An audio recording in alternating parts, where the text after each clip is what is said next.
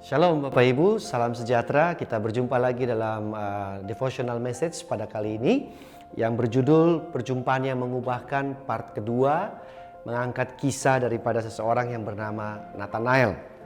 Saya akan membacakan dari Injil Yohanes pasal 1 ayat 45 sampai ke 51. Filipus bertemu dengan Nathanael dan berkata kepadanya, "Kami telah menemukan dia yang disebut oleh Musa di dalam kitab Taurat dan oleh para nabi, yaitu Yesus, anak Yusuf dari Nazaret." Kata Nathanael kepadanya, "Mungkinkah sesuatu yang baik datang dari Nazaret?"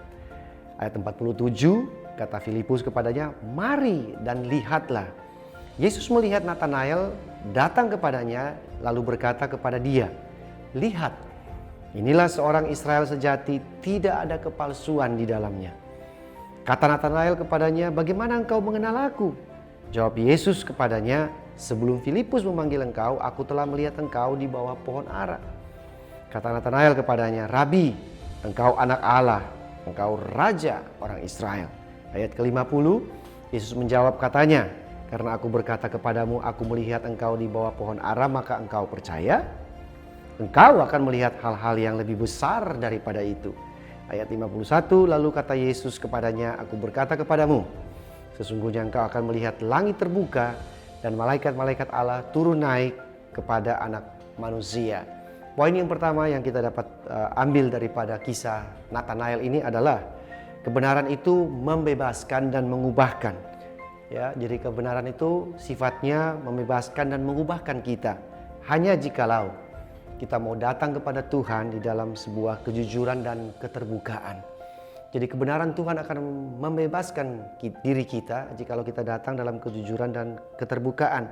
Ini terlihat di dalam ayatnya yang ke-46, di saat Filipus mengajak Nathanael berkata atau bertanya kepada Filipus, "Mungkinkah sesuatu yang baik datang dari Nazaret?" Ini adalah sebuah kejujuran atau keterbukaan daripada Nathanael yang dimana dalam kalimat tersebut dia mengungkapkan keraguan-raguannya terhadap pribadi Yesus. Yesus akan menjumpai Anda dan saya di dalam keraguan kita yang paling jujur.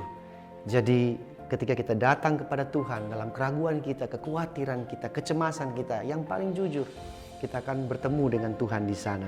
Di dalam Alkitab banyak sekali contoh-contoh tokoh-tokoh atau orang-orang dalam Alkitab yang mereka dengan jujur datang kepada Tuhan. Misalkan Thomas yang harus meminta tanda daripada Yesus untuk mencucukkan jarinya ke dalam lubang bekas paku di tangan Yesus. Atau Raja Daud yang dengan jujur datang kepada Tuhan bahwa dia adalah orang yang sangat berdosa. Kemudian ada sebuah kisah juga dalam Injil Markus mengenai seorang ayah yang mempunyai anak yang kerasukan roh jahat yang membuat dia bisu, di mana waktu Yesus datang kepada ayah tersebut untuk menolong anaknya, ayah itu bilang, "Tolong saya, orang yang tidak percaya." Dia mengaku dirinya adalah seorang yang tidak percaya. Tuhan akan memakai kondisi sukar yang saat ini saudara dan saya alami, kondisi yang penuh tantangan ini, untuk menyingkapkan apa yang ada di dalam hati kita, yaitu mungkin keraguan, ketakutan, kecemasan, ya, frustasi kita, kemarahan kita, dan mari kita bawa itu semua dan akui itu semua kepada Tuhan, sehingga di dalam keterbukaan dan kejujuran yang paling dalam tersebut kita akan menjumpai Tuhan di sana. Dan di saat itulah kabar baiknya buat kita bahwa dalam kondisi kita yang tidak baik, tapi kita datang dengan jujur, kita memiliki kabar baik, yaitu untuk itulah Tuhan ada buat kita.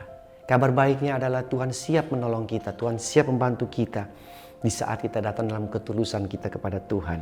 Karena sangat sia-sia dan percuma kalau kita mau menyembunyikan atau mengabaikan keraguan-raguan kita kepada Tuhan, kekhawatiran kita. Percuma kalau kita sembunyikan, karena itu akan memperparah keadaan hati kita dan rohani kita. Jadi solusinya adalah datanglah kepada Dia dalam sikap yang terbuka dan jujur. Poin yang berikutnya ada di dalam ayat 47, yaitu Filipus berkata kepada Nathanael. Ada sebuah kalimat di sana bilang begini, "Mari dan lihatlah." Yaitu dia mengajak Nathanael untuk datang berjumpa secara pribadi dengan Yesus. Nah, disinilah perubahan yang perubahan yang dialami oleh Nathanael ketika perjumpaan itu terjadi antara dia dan Yesus. Injil membawa kita di dalam pengenalan yang lebih dalam tentang kasih Tuhan yang besar buat kita. Injil membawa kita kepada pengenalan yang lebih dalam kepada Kristus yang mengasihi kita. Bukan pengalaman, tetapi pengenalan yang dalam.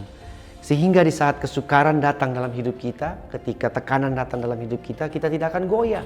Kita tidak akan takut, kita tidak akan cemas karena kita berdiri di atas fondasi dasar yang kuat. Dan itu bukan pengalaman, itu adalah pengenalan yang benar, pengalaman yang dalam kepada Tuhan.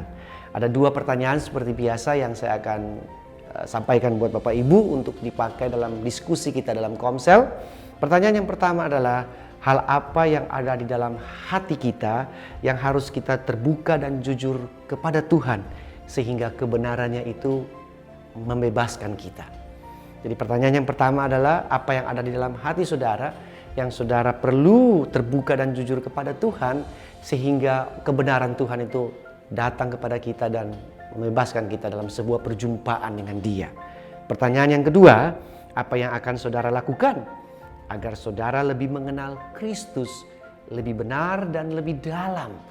Jadi apa yang saudara dan saya harus lakukan untuk kita bisa lebih mengenal Kristus lebih dalam? Dan itu 2 pertanyaan yang saya berikan buat Bapak Ibu, bisa dipakai dalam diskusi Anda dalam Komsel. Dan saya berdoa dan saya berharap kita lebih mengenal Dia lebih baik lagi, lebih dalam lagi, karena itu merupakan dasar yang kokoh untuk kita berada dalam segala situasi. Tuhan memberkati kita semua. Shalom.